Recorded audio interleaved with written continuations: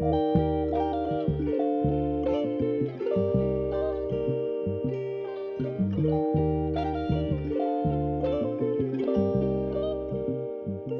morning. Christmas strikes against Nigeria are sending oil prices higher this morning. President Trump said the strikes were a result of Islamists in that country killing Christians. Well, Nigeria is a major global oil exporter and the largest oil producer in Africa. Traders are also tracking a partial U.S. blockade of crude shipments from Venezuela. Oil is up about 3% this week. Jack in the Box shut down more than 70 stores and is expecting more to close amid a financial struggle. The company hopes the closures will improve its financial performance because stores are seeing fewer customers and beef prices are rising. The company is also carrying significantly more debt than it generates in annual earnings. Well, the S&P 500 and the Dow hit record highs on Christmas Eve for the first time in more than a decade. Investors have plenty to be happy about as we head toward the end of the year. Stocks, gold, and silver are all trading in record territory.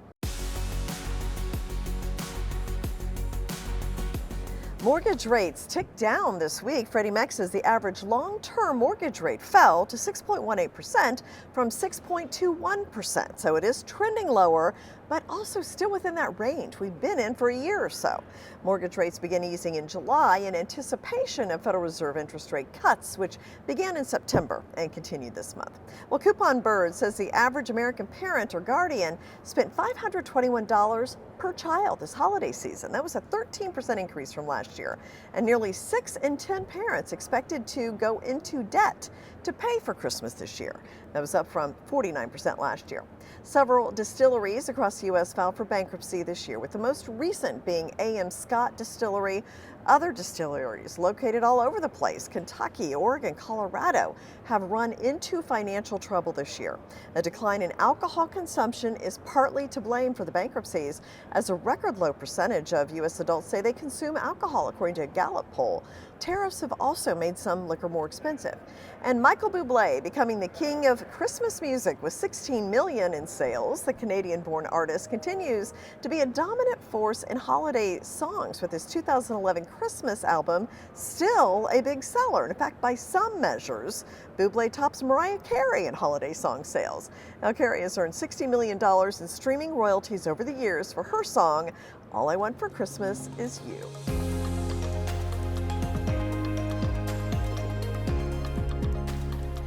Google says it's rolling out a new option that will let users change their email address, even if it is an @gmail.com address. Right now, the option is only available in India, but Google says it's working on bringing it to the U.S.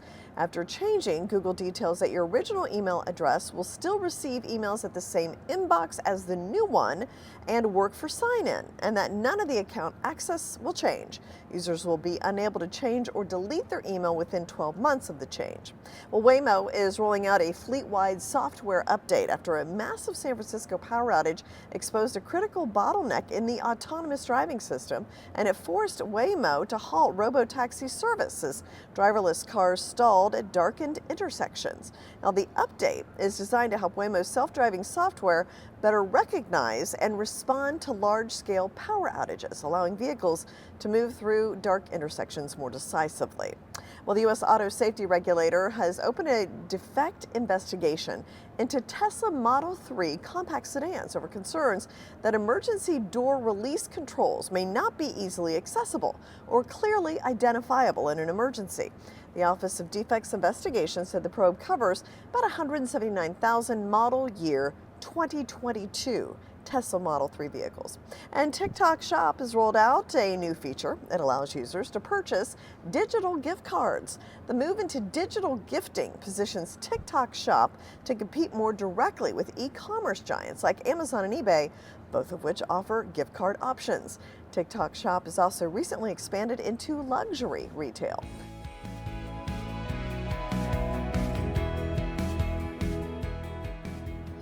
Green investments were hot this year, especially bonds. This is despite policy and regulatory rollbacks in the U.S. and Europe as AI drives a boom in energy infrastructure demand. Green investments are increasingly becoming viewed as core infrastructure and industrial plays with clear policy signals and an expected increase in global electricity demand. Well, fine wine prices slid for a third straight year as tariffs chilled U.S. demand and investors chased hotter returns in stocks and gold. Wine prices fell 2.8% this year through the end of November. That's according to LivX's Fine Wine 100 Index. Bordeaux was down 6.6%, Burgundy down 4.4%, and vintage champagne down more than 4%. Well, $400,000 shipment of lobsters headed for Costco locations in Illinois and Minnesota was hijacked before arriving at its delivery points. The Indiana-based logistics business Rexing Company said the shipment was picked up in Taunton, Massachusetts, but never reached its destination. The FBI is investigating the lobster shipment theft as a possible organized ring. No arrests have been announced. And according to data from the National Highway Traffic Safety Administration, Ford logged 152 recalls this year. The car maker with the second most recalls was Honda with 53. Last week, Ford filed a recall with the NHTSA over a software error that may cause a loss of drive power in certain 2022 Escape hybrid and 2022 to 2024 Maverick hybrid vehicles. Another recall recently addressed headlights that may fail in the 25 and 26 Mustang Mach-E vehicles.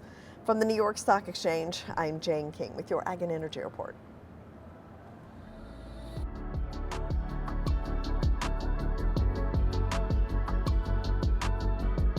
64 people were sickened over the holidays from eating oysters that were contaminated with salmonella.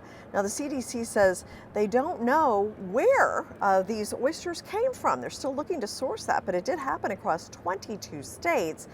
They say that if somebody ate oysters and then had symptoms, they should contact their healthcare provider and then also the state's health department. So hopefully that could help in tracking down where the oysters are coming from. Well, there's a new trend as we head into the new year, fiber maxing.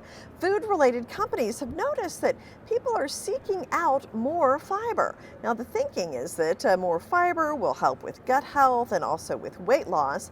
Consuming more dietary fiber has long been linked to a lower risk of some types of cancers, particularly colorectal cancer. And the holidays are a time of distraction, and that can mean unsafe driving. John Way, a driving and security expert at State Farm, says the holidays can change our driving behaviors. And the car just kind of feels like if we're not on and we're not doing something, like, are we missing opportunities? Like, why aren't we all connected? And there's just this drive to continue to be doing whatever we were doing before we got behind the wheel. State Farm says drivers could view driving as a wellness activity, a way to get away from screens and relax. From the New York Stock Exchange, I'm Jane King. Here's your health.